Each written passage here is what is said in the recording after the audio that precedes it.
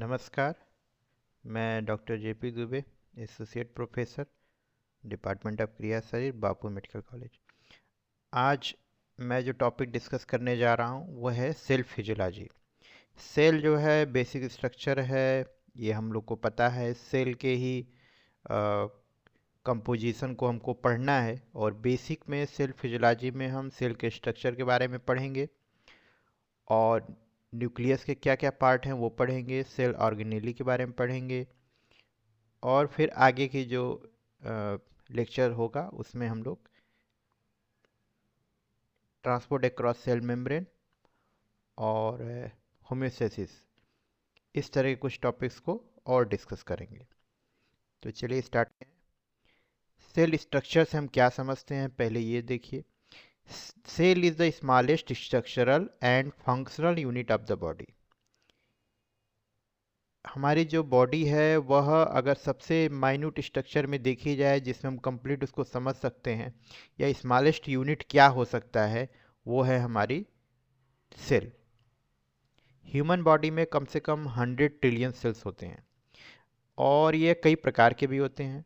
तो different type of cell of the body posses feature which distinguish one type from the other and are specially adopted to perform particular function. तो ये जो basic अभी हम cell पढ़ने वाले हैं वो 4 प्रकार के हैं। तो वो जब पर्टिकुलर किसी कार्य को करते हैं तो बेसिक स्ट्रक्चर उनका उस अनुसार रहता है, परंतु जो उसके काम करने का तरीका है उसमें कुछ स्पेसिफिक चीज़ें उसमें चेंजेज होते हैं। तो वो हम स्पेशल सेल जब उस सिस्टम में पढ़ेंगे तो उसी समय उसको अध्ययन किया जाएगा। लेकिन अभी हमें क्या पढ़ना है, जनरल सेल कैसा होता है उसके बारे में पढ़ना है। जैसे एक एग्जांपल में यहाँ दिया है कि red blood cell transport oxygen from lungs to tissue. तो आरबीसी जो है स्पेशलाइज्ड सेल हो गई है, किसके लिए? ऑक्सीजन को कैरी करने के लिए। उसमें हीमोग्लोबिन होता है, ऑक्सीजन बाइंड होता है, उसको लेके जाता है। मसल सेल्स क्या हैं? वो कॉन्ट्रैक्शन और रिलैक्सेशन शो करती हैं, इसलिए वो इस प्रकार से रहती हैं। तो ये स्पेशलाइज्ड सेल होती हैं। अब हम देखते हैं कि जनरल कैरेक्टरिस्टिक्स ऑफ सेल क्या होता है। एक सेल को में क्या क्या फीचर कॉमन सभी में जो मिलेगा वो क्या होगा। सबसे पहले जो भी सेल होती है नीड्स न्यूट्रिशन एंड ऑक्सीजन। सभी सेल्स को न्यूट्रिशन की और ऑक्सीजन की ज़रूरत होती है। न्यूट्रिशन में मिनरल्स हो सकते हैं, विटामिन हो सकते हैं, ग्लूकोज हो सकते हैं और भी इस तरह की चीज़ें हो सकती हैं। और साथ में क्या होता है, it produces its own energy necessary for its growth, repair and other activities. तो इसका एक कैरेक्टर है ये, वो अपनी एनर्जी पैदा कर सकते हैं और किस काम के लिए करेंगे? वो ग्रोथ, जैसे उसके अंदर अगर डिवाइड होना है, कुछ बनना है या कुछ बनाना है तो ग्रोथ के लिए, और कोई टूट फूट हुई है तो उसके रिपेयर के लिए और अदर एक्टिविटीज में। Eliminate CO2 and other metabolic waste. जब भी कुछ निर्माण होगा, मेटाबॉलिज्म होगा तो कुछ ना कुछ वेस्ट प्रोडक्ट भी निकलेंगे। तो स्पेशली CO2 निकलता है और कुछ नाइट्रोजन बेस्ड होते हैं, तो उसको आगे हम लोग पढ़ेंगे। तो कुछ न कुछ इलिमिनेट होता है वेस्ट प्रोडक्ट के रूप में।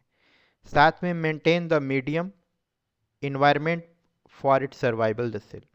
ये अपने एक प्लाज्मा मेम्ब्रेन के अंदर ऐसा मीडियम बना के रखता है जिसमें वो सर्वाइव कर सके, सारे ऑर्गेनेली उसमें अच्छे से काम कर सके, ऐसा भी उसको इन्वायरमेंट बनाना होता है। साथ ही it show immediate response to the entry of invaders like bacteria और toxic substance in the body. अगर हमारे शरीर में कोई बैक्टीरिया आ गया, कोई वायरस आ गया, तो तुरंत इम्यून सिस्टम के थ्रू उस पर अटैक करते हैं या फिर कुछ न कुछ रिस्पॉन्स उसमें करना है उनको। साथ में ये रिप्रोड्यूस बाय द डिवीजन, कोई भी सेल रिप्रोडक्शन करती है। रिप्रोडक्शन मीन्स वो बेसिकली डिवीजन के थ्रू होता है। तो साथ में कुछ ऐसी सेल्स हैं जो बिल्कुल डिवाइड नहीं होती हैं, जैसे न्यूरॉन्स। तो एक एक्सेप्शन है, ये अपना याद रखिएगा, पूछा जा सकता है MCQ में। नेक्स्ट मतलब है इन मसल्स में नर्वस से एपिथेलियल से कनेक्ट, इसी दो या दो से अधिक टिश्यू जब मिल लेंगे क्या कहलाएंगे? ऑर्गन को बनाते हैं। Some organ composed of all 4 type primary tissue. कुछ आर्गन सभी प्रकार की जिसमें चीज़ें पाई जाती हैं, चारों प्रकार के बेसिक प्राइमरी टिश्यू पाए जाते हैं। The organ are 2 type, namely tubular और hollow organ and compact are parenchymal organ. तो ये दोनों आर्गन जिस तरह के रहते हैं ये बेसिक आर्गन के टाइप हैं। Some of the organ in the body are brain, heart, lungs, stomach, intestine, liver, gallbladder, pancreas, kidney, endocrine, ये ग्लैंड्स जो वगैरह इनके बारे में आपको पता होना चाहिए। क्या कहलाते हैं? ऑर्गन कहलाते हैं। ब्रेन एक ऑर्गन है, हार्ट एक ऑर्गन है, लंग्स एक ऑर्गन है, स्टमक ऑर्गन है, इंटेस्टाइन ऑर्गन है, लीवर है, गॉलब्लैडर, पैंक्रियाज, ये सारे क्या हैं? ऑर्गन कहलाते हैं। सिस्टम कुछ एग्जाम्पल दिए गए हैं। तो ये सिस्टम एक स्पेशल वर्क को टारगेट करके, जैसे डाइजेस्टिव सिस्टम में डाइजेशन ऑफ फूड पार्टिकल, इसमें आपके पेंक्रियाज भी इन्वॉल्व है और लीवर भी इन्वॉल्व है, जो जो हेल्प करेगा इसमें, स्टमक भी है, तो वो सारा इस सिस्टम का पार्ट कहलाएगा। एक्सक्रीटरी सिस्टम जैसे किडनी भी है उसमें, स्किन भी उसी का पार्ट है, और आपका लंग्स भी उसी का पार्ट है, उसके थ्रू भी एलिमिनेशन होता है। तो एक्सक्रीटरी सिस्टम के पार्ट है। तो इसी तरह से सारे एग्जाम्पल हैं। देखते हैं स्ट्रक्चर ऑफ द सेल जो हमको पढ़ना है। तो कोई भी 12th में आप बहुत अच्छे से पढ़ रखे हैं, ये आपको पता है, बस एक रिवीजन क्लास के रूप में है, आप इसको समझिएगा इसी तरह से। A typical cell as seen by the light microscope consists of three basic components. First is cell membrane, second is cytoplasm, third is nucleus. कोई भी सेल होता है उसके तीन पार्ट होते हैं। सेल मेम्ब्रेन जो आउटर कवरिंग होती है, साइटोप्लाज्म जो उसके अंदर लिक्विड भरा होता है या साइटोप्लाज्म उसको बोलते हैं, और प्लस जो होता है एक न्यूक्लियस होता है जो उसको कंट्रोल करता है। ये बेसिक स्ट्रक्चर है। इसमें आप देख सकते हैं आउटर जो लेयर दिख रही है वो क्या है? आपका सेल मेम्ब्रेन है, और बीच में आपको न्यूक्लियस दिख रहा है, उसके बगल में छोटा सा न्यूक्लियोलस है, देन सेंट्रियोल है, स्मूथ इंडोप्लाज्मिक रेटिकुलम, और कुछ ट्यूब्यूल्स होती हैं, माइक्रोफिलामेंट्स होते हैं, माइटोकॉन्ड्रिया होता है, सेल और राइबोसोम्स होते हैं, रफ इंडोप्लाज्मिक रेटिकुलम होते हैं, लाइसोसोम है, और सिक्रेटिव वेसिकल्स होती हैं कुछ। तो ये जनरल सेल का स्ट्रक्चर है, एक दो बार ड्रॉ करेंगे तो याद हो जाएगा। आज तब पहले अब पढ़ेंगे इसमें आउटर मेम्ब्रेन जो होती है वो क्या कहलाती है? Cell membrane. Cell membrane or the plasma membrane is the protective sheath enveloping the cell body. जो पूरे सेल को, जो उसके जो पार्ट है उसके आउटर जो कवरिंग होती है उसको हम क्या बोलते हैं? Cell membrane. ये करता क्या है? It separate the content of cell from the external environment and control exchange of material between the fluid outside and fluid inside. तो जो सेल होती है, सेल के बाहर जो इन्वायरमेंट है उससे ये अलग करती है सेल मेम्ब्रेन, और बाहर जो भी रहता है उसको हम क्या बोलते हैं? Extra cellular fluid. और जो सेल के अंदर जो कुछ भी है इनसाइड जो है वो इंट्रा सेल्यूलर फ्लूइड है। तो ये एक्सचेंज को अलाउ करता है, कभी कभी प्रिवेंट भी करता है। इसके हम फंक्शन के बारे में देखेंगे, और उसको हम डिटेल कहाँ पढ़ेंगे? नेक्स्ट क्लास में जब पढ़ेंगे हम लोग ट्रांसपोर्ट अक्रॉस सेल मेम्ब्रेन, तो वहाँ पे हम इसको समझेंगे कि सेल मेम्ब्रेन काम कैसे करता है। इसके पहले हमको क्या पढ़ना है? सेल मेम्ब्रेन का स्ट्रक्चर कैसा है। तो आगे देखते हैं। Cell membrane is a protective sheath enveloping the cell body. It also known as plasma membrane और plasma lemma. Plasma lemma term आप याद रखिएगा। This membrane separates the fluid outside the cell called extracellular fluid and the fluid inside the cell called intracellular fluid. The cell membrane is semi permeable membrane. Semi permeable कहते हैं कुछ लोगों के लिए allow होता है, कुछ चीज़ों के लिए अलाउ नहीं होता, टोटल परमेबल नहीं होता। या इसी को हम दूसरा टर्म देते हैं differentially permeable membrane. So there is a free exchange of certain substances between the extracellular fluid and intracellular fluid. कुछ चीज़ों का कोई रोक नहीं है, वो आ जा सकते हैं, और कुछ में रिस्ट्रिक्शन होता है, तो उसके लिए भी चैनल्स होते हैं और गेटवे होते हैं, उसके बारे में आगे पढ़ेंगे। और नॉर्मल थिकनेस इसकी 75 to 111 एंगस्ट्रॉम तक होती है। कंपोजिशन क्या होता है सेल मेम्ब्रेन का? ये प्रोटीन, लिपिड और कार्बोहाइड्रेट से मिलके बना होता है। तो प्रोटीन जो होता है लगभग 55% होता है, लिपिड जो होता है 40% होता है, और कार्बोहाइड्रेट जो है वो 5% होता है। तो इस तरह का दिखाई दिया था, तो इस वजह से इन्होंने इसके आधार पे बोला कि सैंडविच मॉडल को हटा करके, लिपिड का सैंडविच नहीं है वो, उसमें प्रोटीन का लेयर बन रहा है, तो इस चीज़ को उन्होंने बताया। अब आता है फ्लूइड मोज़ेक मॉडल जो कि एक्सेप्टेड है और यही समझ में आता है। इलेक्ट्रॉन माइक्रोस्कोप भी इसी को जस्टिफाई करता है। 1972 में सिंगर निकोलसन, तो सिंगर एंड निकोलसन मॉडल भी इसको बोलते हैं, तो याद रखिएगा एस.जी. सिंगर और जी.एल. निकोलसन ने क्या दिया था, fluid mosaic model. Fluid mosaic model क्या होता है, according to them the membrane is a fluid with mosaic of protein. तो फ्लूइड मेम्ब्रेन क्या होता है, उसमें फिजिबिलिटी होती है, वो एक तरीके से अपना एक लहर जैसा रहता है, एक पानी जैसा रहता है, और उसमें जो आपके प्रोटीन्स होती हैं वो उसमें मूव करती रहती हैं। This model accepted by the scientists till now. In this model, the protein are found to float in the lipid layer instead of forming the layer of sandwich type model. यानी कि fix नहीं होता, उसमें fluidity होती है। इसी हम लोग क्या बोलते हैं, फ्लूड हो गया उसके मूवमेंट को लेकर के। मोजेक इसलिए बोलते हैं क्योंकि जगह जगह इम्बेडेड रहता है, इसलिए ये फ्लूइड मोजेक मॉडल कहलाता है, जो एक्सेप्टेड है और यही आता है। इसको याद रखना है, सिंगर एंड निकोलसन ने 1972 में दिया था। ओके, नेक्स्ट अब पढ़ते हैं लिपिड लेयर। आप जो अब तीन ही पार्ट है उसमें, लिपिड है, कोलेस्ट्रॉल है और प्रोटीन है। तो सबसे पहले हम पढ़ते हैं लिपिड के बारे में, कैसे सेल मेम्ब्रेन में रहता है। The centre lipid layer is by layered structure, this is formed by thin film of lipid. The characteristic feature of lipid layer is that it is the fluid in nature, not in solid structure। तो ये याद रखना है कि solid नहीं होता, fluid nature में होता है। So the portion of the membrane move from one point to another point along the surface of the cell। ठीक, पहला पॉइंट जो होगा वो फ्लूट करते हुए लास्ट पॉइंट तक भी पहुंच सकता है। अगर आप उसमें मार्क लगा देंगे कि ये लिपिड की ये पॉइंट है, तो वहां से वो सीधे आगे भी जा सकता है, तो उसे फ्लूट करता रहता है। The material dissolve in the lipid layer also move to all area of the cell membrane. ठीक, जैसे प्रोटीन है और ये सब है, उसमें गेट्स लगे हुए हैं या चैनल्स हैं, तो उसमें मूव करते रहते हैं। तो मेजर लिपिड्स क्या होती हैं, फास्फोलिपिड एंड कोलेस्ट्रॉल होता है। पहला फास्फोलिपिड क्या होता है, phospholipid are lipid substances containing phosphorus and fatty acid.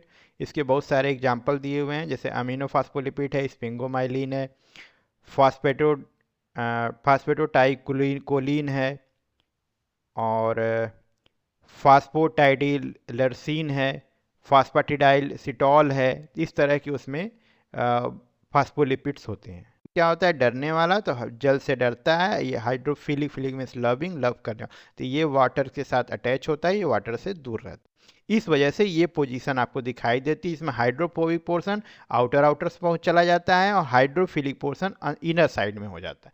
तो two layer of phospholipid are arranged in such a way that the hydrophobic tail portion meet in the center of the membrane. Hydrophilic head portion of the outer layer face the extracellular fluid and those of the inner layer face extracellular intracellular, यानी cytoplasm के side होगा। तो याद रखिएगा। Next चलते हैं, cholesterol जो part होता है वो कैसा होता है। Cholesterol molecule are arranged in between the phospholipid molecule. Phospholipid are soft and oily structure and cholesterol help to pack the phospholipid in the membrane. So cholesterol is responsible for the structural integrity of the lipid layer of the cell membrane. तो fluidity तो है, लेकिन साथ में क्या है, कुछ structural integrity भी है, वो किसके द्वारा रहता है, कोलेस्ट्रॉल की मदद से होता है। Function of lipid layer in cell membrane देख लीजिए। Lipid layer of the cell membrane is responsible is semi permeable membrane and allow only the fat soluble substances pass to it. तो जो फैट सॉल्युबल होते हैं वो lipid में soluble होंगे, जाहिर सी बात है, और वो उनको पास होने देता है। तो कुछ एग्जांपल देख लीजिए, जैसे फैट सॉल्युबल, जैसे ऑक्सीजन है, कार्बन डाइऑक्साइड है, अल्कोहल है, they are easily passes through the lipid layer. And water soluble substance जो होंगे वो भी नहीं जा पाते हैं, जैसे ग्लूकोज, यूरिया एंड इलेक्ट्रोलाइट, ये इसके थ्रू डायरेक्ट नहीं जा पाते हैं। ठीक, नेक्स्ट देखिए, protein layer of the cell membrane. Protein, अब तीसरा पार्ट है protein. Protein layer of the cell membrane are electron dense layer. These layer cover the two surface of the center lipid layer. Protein layer give protection to the center lipid layer, अंदर वाले को उसको protection देगा। The protein substances present in these layer are mostly glycoprotein. तो glycoprotein तो याद करिएगा, और इसको दो कैटेगरी में हम समझ सकते हैं, एक इंटीग्रल प्रोटीन या ट्रांस मेम्ब्रेन प्रोटीन, जो एक पार इस पार से उस पार से। दूसरा क्या है, पेरीफेरल प्रोटीन और पेरीफेरल मेम्ब्रेन प्रोटीन। पहला एग्जांपल देखिए, इंटीग्रल प्रोटीन क्या होते हैं? Integral are transmembrane protein are the protein that pass through entire thickness of the cell, ठीक, cell membrane from one side to other side, these protein are tightly bound with the cell membrane. तो इसके कुछ example देख लीजिए, cell adhesion protein, cell junction protein, transport protein कुछ होते हैं carrier वाले वो, चैनल प्रोटीन्स, सम हार्मोन रिसेप्टर, एंटीजन और कुछ एंजाइम। ये किसके एग्जांपल हैं? Integral protein. विच मॉडल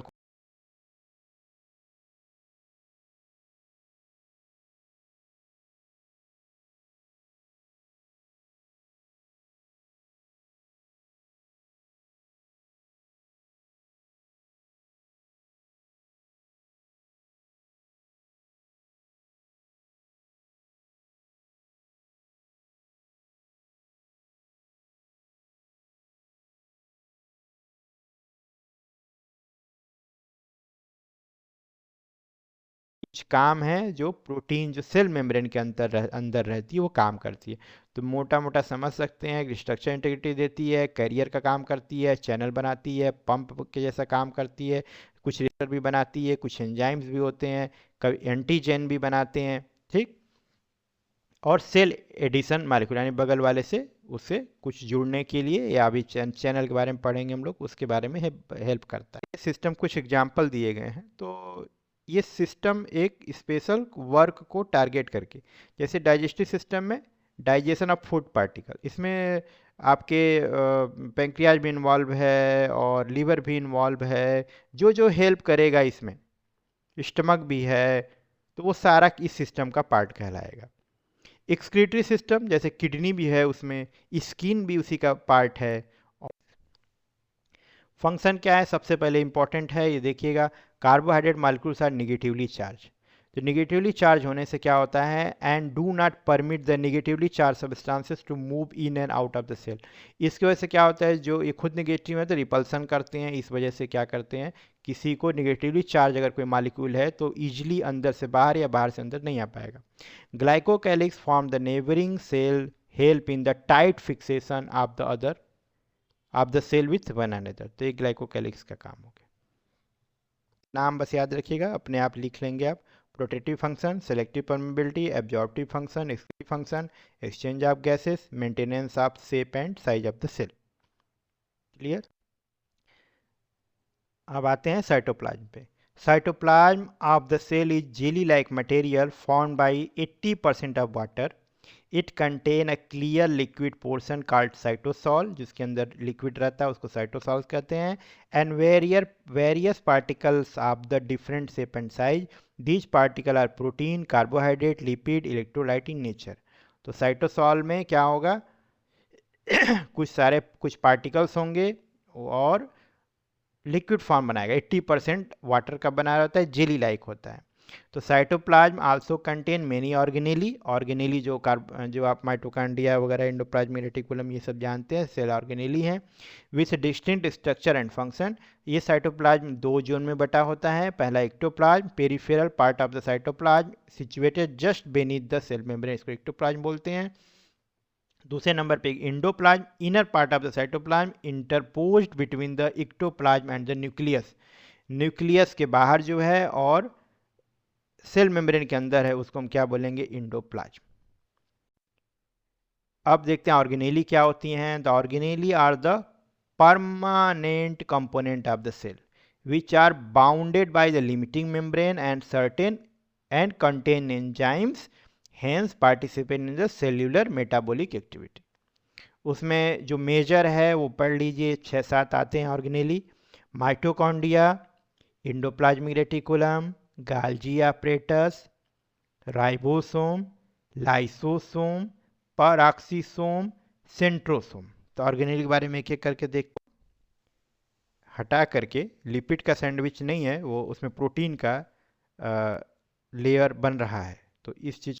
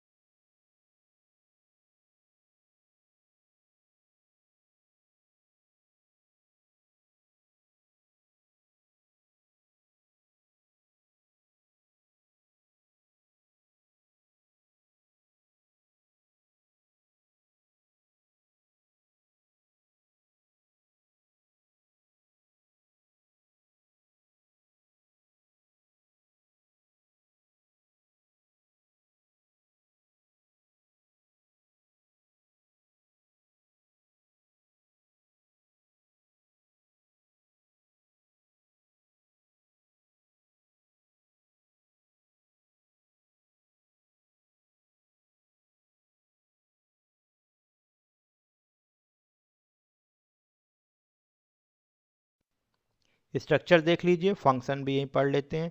ये जो देखिए आउट डायग्राम में देखिए, इसमें जो बाहर बाहर है वो स्मूथ लेयर हो गई आउटर, और जो इनफोल्ड हो रही इनर मेम्ब्रेन, तो ये गड्ढे जैसा स्ट्रक्चर बन रहा है, इसको हम लोग क्या बोलते हैं, Christie.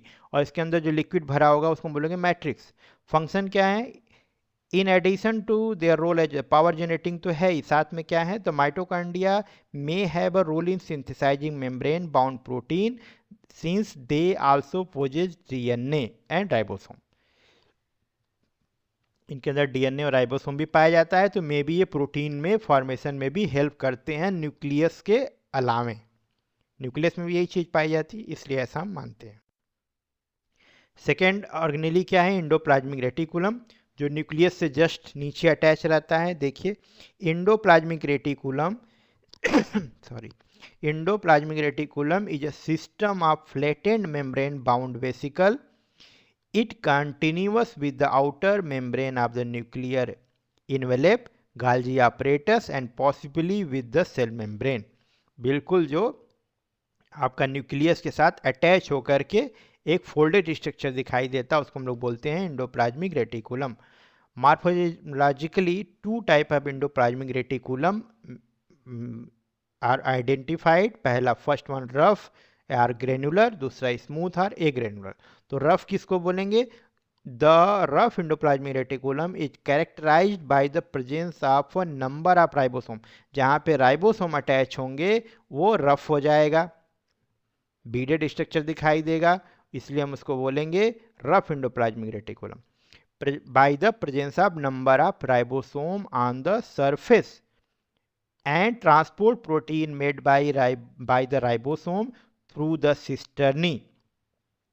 Thus, the rough endoplasmic reticulum is especially well developed in cell active in protein synthesis. तो जहाँ पे प्रोटीन की ज़्यादा जरूरत होगी क्योंकि वहाँ राइबोसोम लगा हुआ है, तो जो रफ इंडोप्लाज्मिक रेटिकुलम होता है वो प्रोटीन फॉर्मेशन में एक्टिवली भाग लेता है। तो इसमें एग्जांपल में कुछ दिया, याद रखिएगा, रसेल बॉडी या plasma cell, Nissl granule of nerve cell and acinar cells of pancreas जो होती हैं, वहाँ पे रफ इंडोप्लाज्मिक रेटिकुलम अधिक मात्रा में पाई जाती है। तब पहले पढ़ेंगे इसमें आउटर मेम्ब्रेन जो होती है वो क्या कहलाती है, cell membrane. Cell membrane or the plasma membrane is the protective sheath enveloping the cell body. जो पूरे सेल को जो उसके जो पार्ट है उसके आउटर जो कवरिंग होती है उसको हम क्या बोलते हैं, सेल मेम्ब्रेन। ये करता क्या है, it separate the content of cell from the external environment and control exchange of material between the fluid outside and fluid inside. तो जो सेल होती है, सेल के बाहर जो इन्वायरमेंट है उससे ये अलग करती है सेल मेम्ब्रेन, और बाहर जो भी रहता है उसको हम क्या बोलते हैं, एक्स्ट्रा सेल्यूलर फ्लूइड, और जो सेल के अंदर जो कुछ भी है इनसाइड जो है वो इंट्रा सेल्यूलर फ्लूइड है।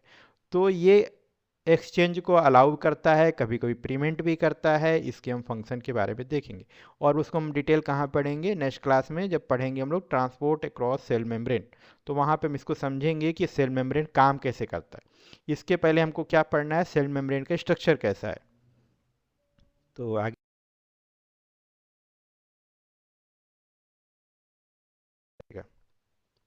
डायग्राम देख लीजिए, ये न्यूक्लियस है, बीच में देखिए न्यूक्लियस के सटे हुए या एकदम नियर बाई में फोल्डेड स्ट्रक्चर है, जहाँ पे वाइट वाइट बीट दिखाई दे रही है, इसको हम बोलते हैं रफ इंडोप्लाज्मिक रेटिकुलम। और जो बाहर वाले बिल्कुल आउटर में आके देखिए, जो सेल मेम्ब्रेन के पास पहुंच जाएगी, वहाँ पे क्या स्मूथ इंडोप्लाज्मिक रेटिकुलम है जिसपे कोई भी राइबोसोम नहीं है। तो जो रफ वाला होगा वो कहाँ इन्वॉल्व होगा, जहाँ पे ज़्यादा प्रोटीन की आवश्यकता होगी वहाँ पे मिलेगा, और जहाँ पे कार्टिकोस्टेरॉइड जहाँ बन रहे हैं वहाँ पे स्मूथ इंडोप्लाज्मिक रेटिकुलम होगा, क्योंकि स्मूथ वाला जो होता है स्टेरॉइड बनाने में हेल्प करता है, और रफ वाला जो है किस में हेल्प करता है, प्रोटीन सिंथेसिस में। नेक्स्ट है Golgi apparatus. Golgi apparatus are a complex is a collection of membranous vesicle, sac or tubule which is generally located close to the nucleus. It is continuous with endoplasmic reticulum. उसी के बगल में रहते हैं, क्योंकि जो भी बनेगा अभी प्रोटीन वगैरह उसको ट्रांसपोर्ट करने में हेल्प करते हैं। Golgi apparatus is a particularly well developed in exocrine glandular cell. Function देखिए, इट्स मेन फंक्शन आर, पहला synthesis of carbohydrate and complex protein, दूसरा packaging of protein synthesize in the rough endoplasmic reticulum into vesicle. तो जो rough endoplasmic reticulum है, जो भी protein बनाएगा उसको वेसिकल्स में क्या करेंगे, पैकिंग करेंगे। Site of formation of lysosomal enzyme, lysosome के जो एंजाइम बनते हैं हाइड्रोलाइटिक, वो भी यही बनाता है। चौथे नंबर पे transport of material to other part of the cell or the cell surface membrane and secretion. तो वो पूरा ट्रांसपोर्ट करता है मटेरियल को कहाँ तक, to other part of the cell, और साथ में to the cell surface membrane, जो वहाँ लास्ट तक पहुँचाएगा, वहाँ से सिक्रीशन में भी हेल्प करेगा। Glycosylation of protein to form glycoprotein, तो ये भी ग्लाइकोप्रोटीन फॉर्मेशन में हेल्प कर रहा है। आगे हम इसको डिटेल देखना आ सकता है, पूछ याद रखिएगा। पोस्ट ऑफिस सेल कौन है, गाल्जी ऑपरेटर। तीसरे नंबर पे labelling and delivery of the material. So finally, the Golgi apparatus sort out the processed and packed material and label them such as phosphate group depending upon the chemical content of for the delivery, और उसको उसके proper destination तक पहुंचाएंगे। इसलिए इसको हम लोग shipping department of the cell भी अगर पूछा जाए तो क्या है, गाल्जी apparatus। देखते हैं स्ट्रक्चर ऑफ द सेल जो हमको पढ़ना है। तो कोई भी 12th में आप बहुत अच्छे से पढ़ रखे हैं, ये आपको पता है, बस एक रिवीजन क्लास के रूप में है, आप इसको समझिएगा इसी तरह से। नेक्स्ट ऑर्गेनेली क्या है, ribosome. Ribosome are the spherical particle which contain 80 to 85% of the cell ribonucleic acid, RNA इसके अंदर पाया जाता है। They may be present in the cytosol as a free भी रह सकते हैं, अनअटैच्ड और अटैच बाउंड फॉर्म में भी हो सकते हैं, जैसे इंडोप्लाज्मिक रेटिकुलम में हम देख चुके हैं। Slightly smaller form of ribosome is also found in the mitochondria.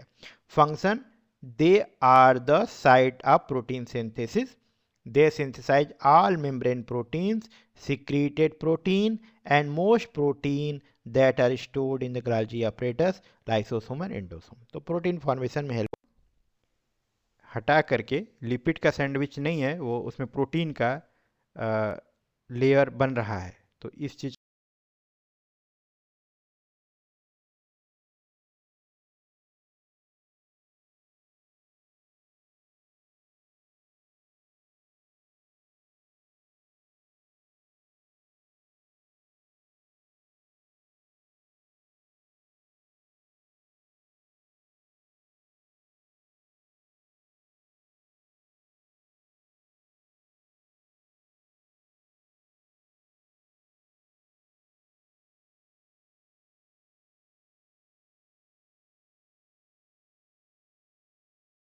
करती हैं।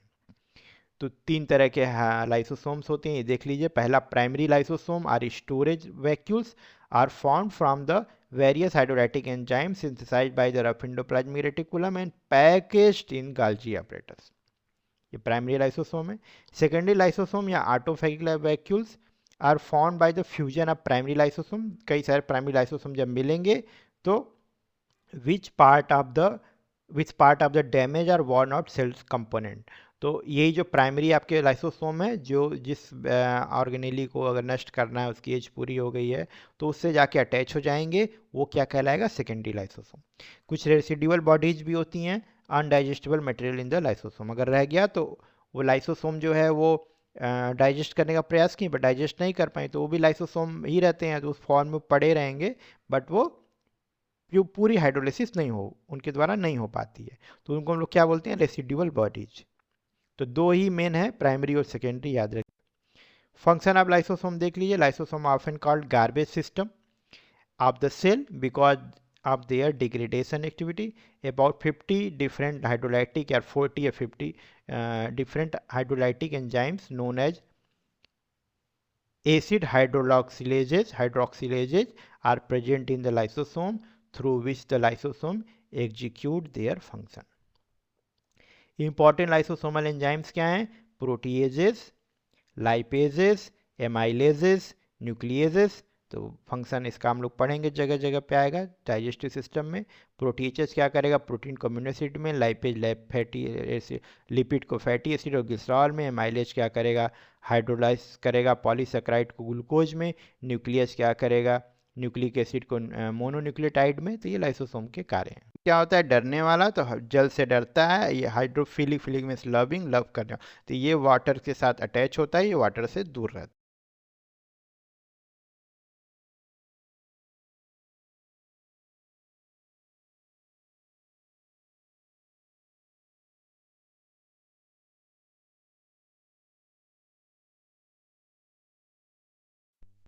नमस्कार, मैं doctor JP Dubey, associate professor, department of क्रिया शरीर, बापू मेडिकल कॉलेज। आज मैं जो टॉपिक डिस्कस करने जा रहा हूँ वो है सेल फिजियोलॉजी। सेल जो है बेसिक स्ट्रक्चर है, ये हम लोग को पता है। सेल के ही कंपोजिशन को हमको पढ़ना है, और बेसिक में सेल फिजियोलॉजी में हम सेल के स्ट्रक्चर के बारे में पढ़ेंगे, और न्यूक्लियस के क्या क्या पार्ट हैं वो पढ़ेंगे, सेल ऑर्गेनेली के बारे में पढ़ेंगे, और फिर आगे की जो लेक्चर होगा उसमें हम लोग ट्रांसपोर्ट अक्रॉस सेल मेम्ब्रेन और होम्योस्टेसिस, इस तरह के कुछ टॉपिक्स को और डिस्कस करेंगे। तो आगे देखिए, form the major site of oxygen utilisation in the cell, accelerate the gluconeogenesis from fat, degrade purine to uric acid, participate in the formation of myelin, play a role in formation of bile acid. तो ये कुछ function है peroxisome. Centrosome देख लीजिए। Centrosome तो main तो division के समय ही काम आता है, सेल डिवीजन के समय। The centrosome consist of two short cylindrical structure called centriole. It is situated near the center of the cell, close to the nucleus. The centriole are responsible for the movement of chromosome during the cell division. तो इस तरह का दिखाई दिया था, तो इस वजह से इन्होंने इसके आधार पे बोला कि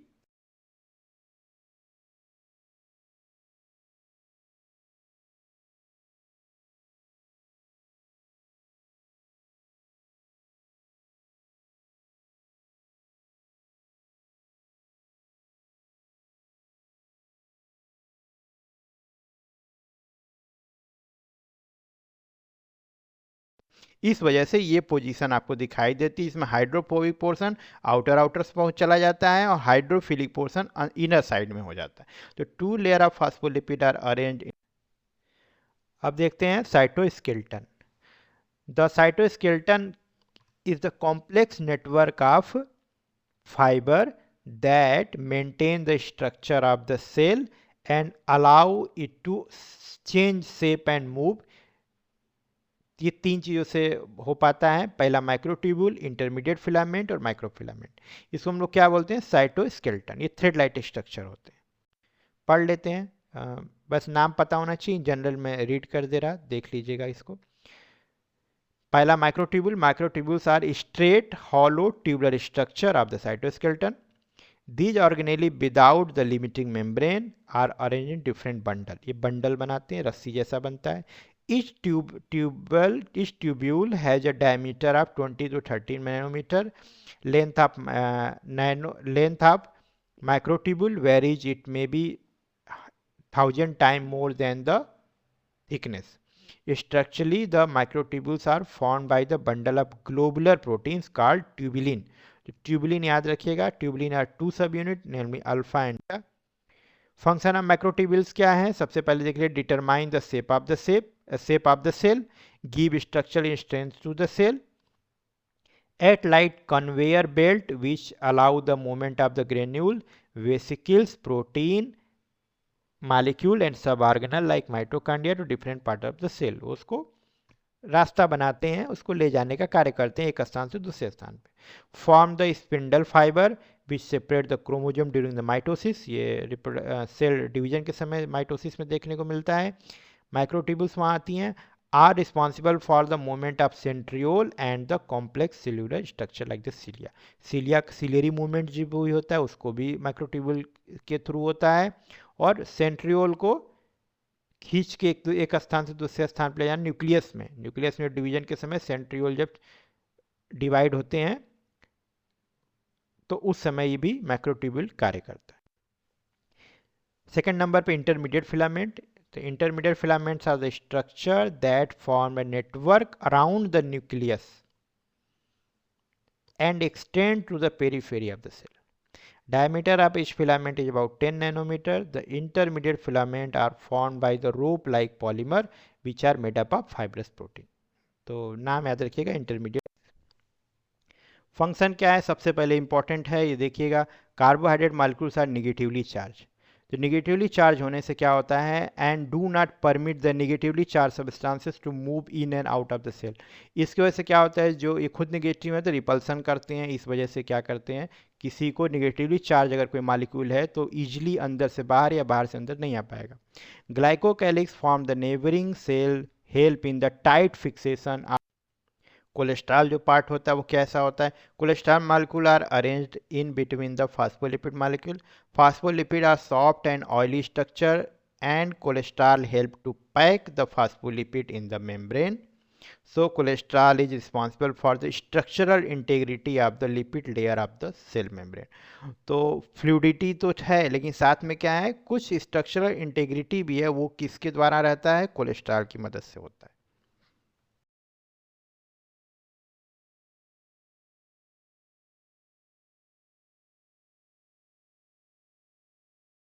मतलब है इन मसल्स में नर्वस से एपिथेलियल से कनेक्ट, इसी दो या दो से अधिक टिश्यू जब मिल लेंगे,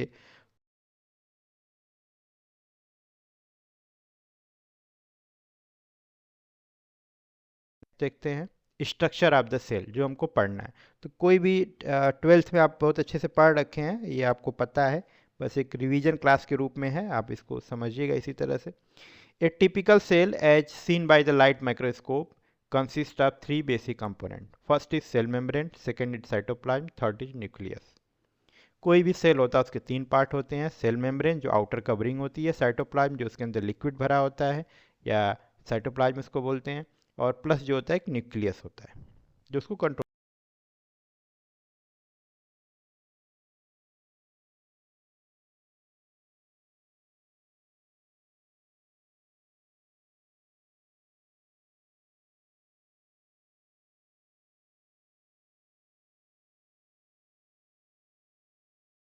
function, exchange of gases, maintenance of shape and size of the cell. Clear.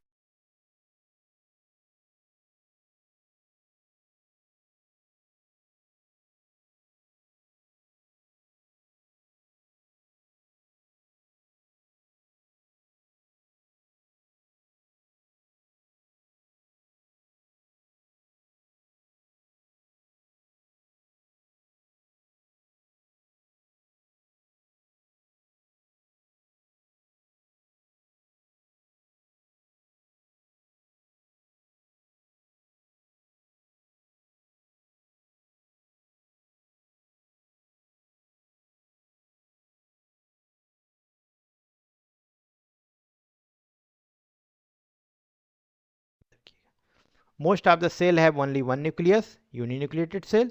Few cells, few types of cell like skeleton cell, muscle cells have many nuclei या मल्टीन्यूक्लियर सेल बोलते हैं। जनरली वो क्या होता है, सेंटर में लोकेटेड होता है और स्फेरिकल इन शेप होता है। याद रखिए structure of the nucleus, nucleus के बारे में पढ़ते हैं। Nucleus is covered by A membrane called nuclear membrane and contain many component. Major component of nucleus are nucleoplasm, chromatin and nucleolus। तीन चीजें होती हैं। तो सबसे पहले जो इसकी लेयर होगी बाहर की वो क्या कहलाएगी, nuclear membrane. Nuclear membrane is double layered and porous in nature. This allow the nucleoplasm to communicate with the cytoplasm.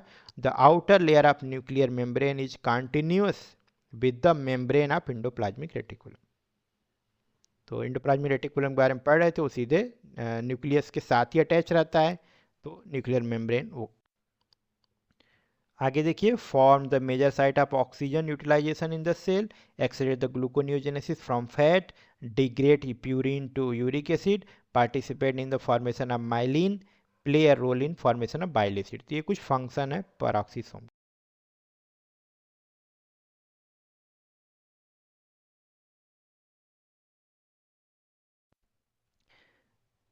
अब आते हैं साइटोप्लाज्म पे।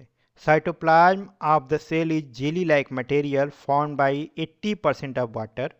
It contain a clear liquid portion called cytosol, जिसके अंदर लिक्विड रहता है उसको साइटोसॉल कहते हैं। And various particles of the different shape and size. These particle are protein, carbohydrate, lipid, electrolyte in nature. तो साइटोसॉल में क्या होगा कुछ पार्टिकल्स होंगे और लिक्विड फॉर्म बनाएगा। 80% वाटर का बना रहता है, जेली लाइक होता है। तो cytoplasm also contain many organelle, organelle जो आप माइटोकॉन्ड्रिया वगैरह एंडोप्लाज्मिक रेटिकुलम ये सब जानते हैं, सेल ऑर्गेनेली हैं with distinct structure and function. ये साइटोप्लाज्म दो जोन में बटा होता है। पहला ectoplasm, peripheral part of the cytoplasm situated just beneath the cell membrane, इसको एक्टोप्लाज्म।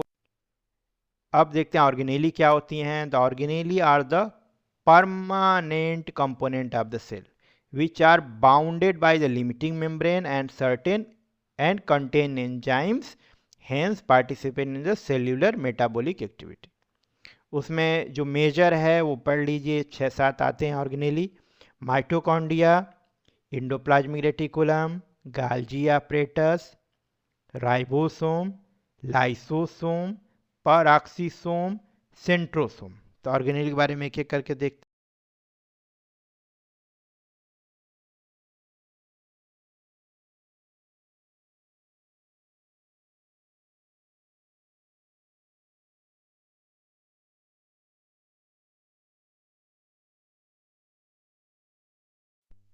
नमस्कार, मैं doctor JP Dubey, associate professor, department of क्रिया शरीर, बापू मेडिकल कॉलेज। आज मैं जो टॉपिक डिस्कस करने जा रहा हूँ वो है सेल फिजियोलॉजी। सेल जो है बेसिक स्ट्रक्चर है, ये हम लोग को पता है। सेल के ही कंपोजिशन को हमको पढ़ना है और बेसिक में सेल फिजियोलॉजी में हम सेल के स्ट्रक्चर के बारे में पढ़ेंगे और न्यूक्लियस के क्या क्या पार्ट हैं वो पढ़ेंगे, सेल ऑर्गेनेली के बारे में पढ़ेंगे। ठीक। न्यूक्लियोलस क्या होता है? Nucleolus is a small rounded granular structure of the nucleus. Each nucleus contain one और मोर nuclei. The nucleolus contain RNA and some protein which are similar to those found in ribosome. The RNA synthesized by the 5 different pair of chromosome and stored in the nucleus, बाद में condense होकर के ribosome की सब unit बनाते हैं। All the subunit form the nucleolus and transported to the cytoplasm through the pore of nuclear membrane। Function of nucleus देख लीजिए। Major function of the nucleus, सबसे पहला क्या है? Control of all the cell activities that include metabolism, protein synthesis, growth and reproduction. दूसरे number पे synthesis of RNA. तीसरे number पे formation of subunit of ribosome. चौथे नंबर पे sending genetic instruction to the cytoplasm for protein synthesis through messenger या mRNA. Centrosome देख लीजिए। Centrosome तो मेन तो डिवीजन के समय ही काम आता है, सेल डिवीजन के समय। The centrosome consist of 2 short cylindrical structure called centriole. It is diagram देख लीजिए। ये न्यूक्लियस है, बीच में देखिए न्यूक्लियस के सटे हुए या एकदम नियर बाई में फोल्डेड स्ट्रक्चर है जहाँ पे वाइट वाइट बीट दिखाई दे रही है, इसको हम बोलते हैं रफ एंडोप्लाज्मिक रेटिकुलम। और जो बाहर वाले बिल्कुल आउटर में आके देखिए, जो सेल मेम्ब्रेन के पास पहुंच जाएगी, वहाँ पे क्या स्मूथ एंडोप्लाज्मिक रेटिकुलम है जिसपे कोई भी राइबोसोम नहीं है। तो जो रफ वाला होगा वो कहाँ इन्वॉल्व होगा? जहाँ पे ज़्यादा प्रोटीन की आवश्यकता होगी वहाँ पे मिलेगा, और जहाँ पे कार्टिकोस्टेरॉइड जहाँ बन रहे हैं वहाँ पे स्मूथ एंडोप्लाज्मिक रेटिकुलम होगा, क्योंकि स्मूथ वाला जो होता है स्टेरॉइड बनाने में हेल्प करता है, और रफ वाला जो है किस में हेल्प करता है? प्रोटीन सिंथेसिस में। नेक्स्ट।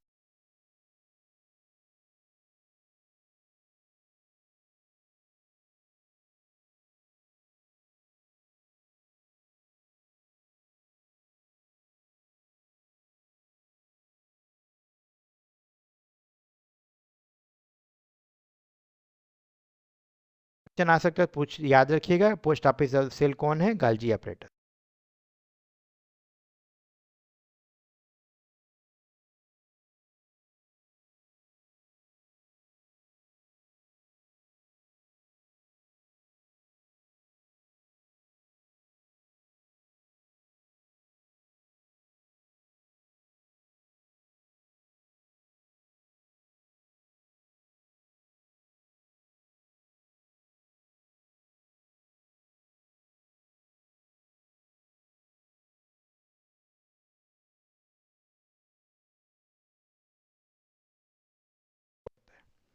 ये बेसिक स्ट्रक्चर है, इसमें आप देख सकते हैं आउटर जो लेयर दिख रही है वो क्या है? आपका सेल मेम्ब्रेन है, और बीच में आपको न्यूक्लियस दिख रहा है, उसके बगल में छोटा सा न्यूक्लियोलस है, देन सेंट्रियोल है, स्मूथ एंडोप्लाज्मिक रेटिकुलम, और कुछ ट्यूब्यूल्स होती हैं, माइक्रोफिलामेंट्स होते हैं, माइटोकॉन्ड्रिया होता है, सेल और राइबोसोम्स होते हैं, रफ एंडोप्लाज्मिक रेटिकुलम होते हैं, लाइसोसोम है और secretive.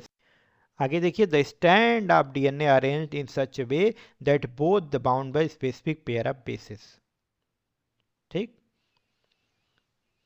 the adenine of one strand bind especially with the thymine and of opposite strand. Similarly, the cytosine of one strand bind with the guanine of the other stand. तो वो CD जैसी structure होती है, CD को twist करने से आप लिख जानते हैं, बहुत इस पर डिटेल करने की जरूरत नहीं है। The hereditary information that in encoded in the DNA is called genome. Each DNA molecule divide into unit called jeans करती हैं। तो तीन तरह के लाइसोसोम्स होते हैं, ये देख लीजिए। पहला primary lysosome are storage vacuoles are formed from the various hydrolytic enzymes synthesized by the rough endoplasmic reticulum and packaged in Golgi apparatus. ये प्राइमरी लाइसोसोम है। सेकेंडरी लाइसोसोम या autophagic vacuoles are formed by the fusion of primary lysosome. कई सारे primary lysosome जब मिलेंगे तो which part of the damage or worn out cells component. तो यही जो प्राइमरी आपके लाइसोसोम है, जो जिस ऑर्गेनेली को अगर नष्ट करना है, उसकी एज पूरी हो गई है, तो उससे जाके अटैच हो जाएंगे, वो क्या कहलाएगा, सेकेंडरी लाइसोसोम। कुछ रेसिडुअल बॉडीज भी होती हैं, अनडाइजेस्टेबल मटेरियल इन द लाइसोसोम, अगर रह गया तो वो लाइसोसोम जो है वो डाइजेस्ट करने का प्रयास की, बट डाइजेस्ट नहीं। इस वजह से ये पोजीशन आपको दिखाई देती है। इसमें हाइड्रोफोबिक पोर्शन आउटर पहुंच चला जाता है और हाइड्रोफिलिक पोर्शन इनर साइड में हो जाता है। तो two layer of phospholipid are arranged in such a way that the hydrophobic tail portion meet in the center of the membrane. Hydrophilic head portion of the outer layer face the extracellular fluid and those of the inner layer face extracellular intracellular यानी cytoplasm के side होगा। हटा करके lipid का sandwich नहीं है वो, उसमें प्रोटीन का लेयर बन रहा है। तो इस चीज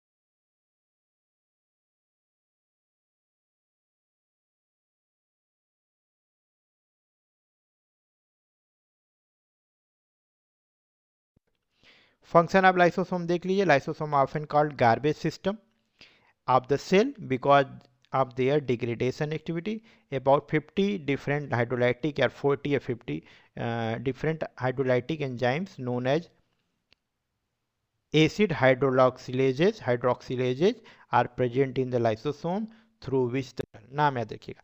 मल्टीफैक्टोरियल में क्या होता है, जैसे इसमें क्या होता है, कई तरह के जेनेटिक डिसऑर्डर जिसमें पॉलीजेनिक डिसऑर्डर होते हैं। तो वो क्या है, उसमें कोरोनरी हार्ट डिजीज होता है, अल्जाइमर होता है, अर्थराइटिस और डायबिटीज भी मल्टीफैक्टोरियल जेनेटिक डिसऑर्डर होते हैं।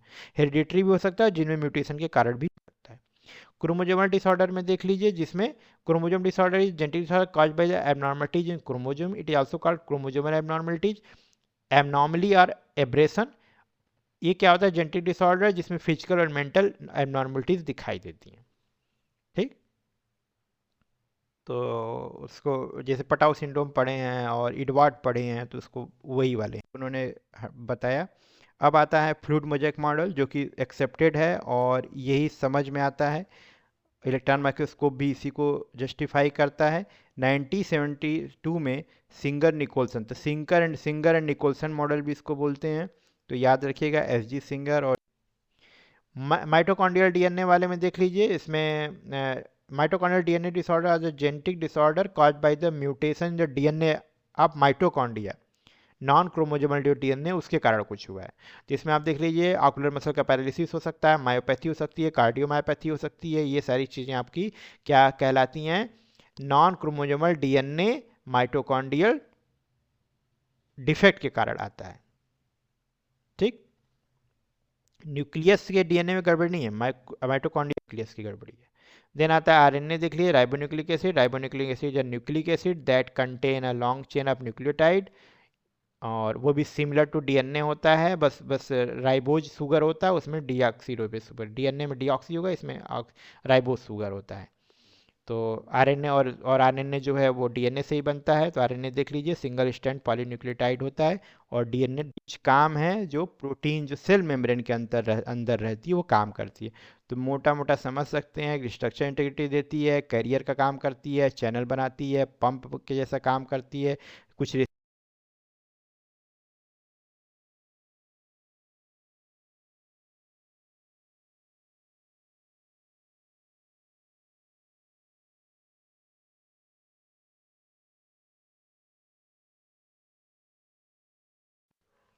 सेंट्रोसोम देख लीजिए। सेंट्रोसोम तो मेन तो डिवीजन के समय ही काम आता है, सेल डिवीजन के समय।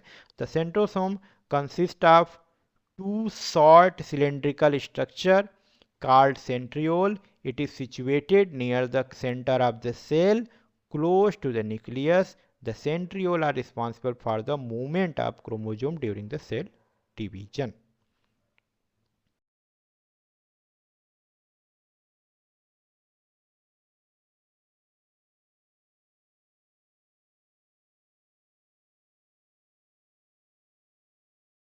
देखते हैं, cell membrane is a protective sheath enveloping the cell body. It also known as plasma membrane और plasma lemma. Plasma lemma term आप याद रखिएगा। This membrane separates the fluid outside the cell called extracellular fluid and the fluid inside the cell. Transcription का मतलब क्या होता है, copy करना, जो इन्फॉर्मेशन आया उसके उस तरह के अमीनो एसिड वहाँ ला के लगाइए और आरएनए बनाने का हेल्प करिए, प्रोटीन बनाने में हेल्प करिए। The word transcription means copying, it indicate the copying of the genetic code from DNA to RNA. Copying of DNA to RNA is known as transcription. The protein are synthesized in the ribosome, which are present in the cytoplasm. However, the synthesis of different protein depend upon the information. Codon का sequence जैसा होगा वैसा आपका protein बनेगा। ठीक है, second organelle क्या है, इंडोप्लाज्मिक रेटिकुलम, जो न्यूक्लियस से जस्ट क्या कहलाएंगे, ऑर्गन को बनाते हैं। Some organ composed of all four type primary tissue, कुछ आर्गन सभी प्रकार की जिसमें चीज़ें पाई जाती हैं, चारों प्रकार के बेसिक प्राइमरी टिश्यू पाए जाते हैं। The organ are two type, namely tubular और हॉलो, मतलब है इन मसल्स में नर्वस से एपिथेलियल से कनेक्ट, इसी दो या दो से अधिक टिश्यू जब मिल लेंगे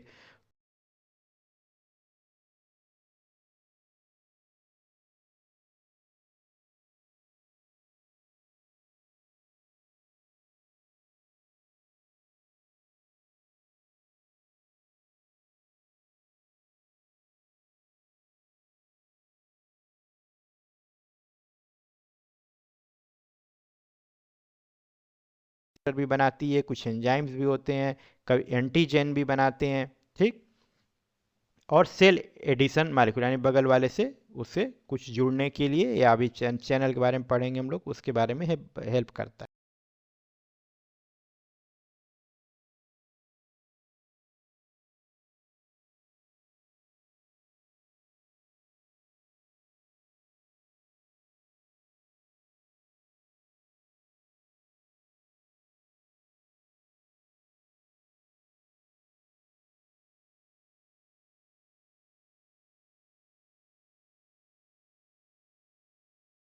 रखिएगा, जैसे PDGF platelet derived growth factor, CSF colony stimulating factor, NGF nerve growth factor, neurotrophins, erythropoietin, thrombopoietin, insulin, IGF insulin like growth factor. तो ये चीज़ें आती हैं, इसको याद कर लीजिएगा।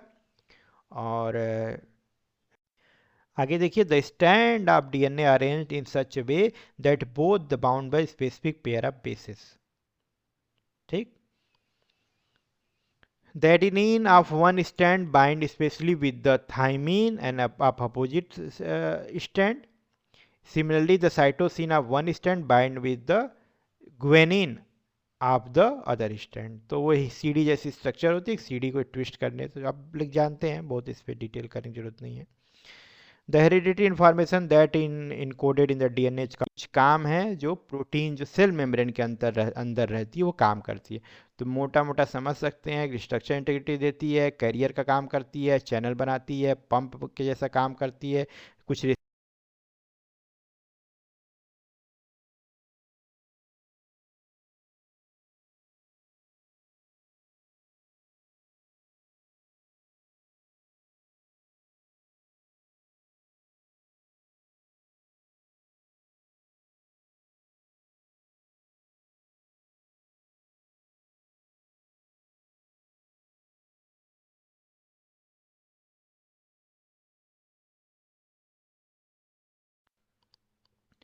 आगे देखिए, form the major site of oxygen utilisation in the cell, accelerate the gluconeogenesis from fat, degrade purine to uric acid, participate in the formation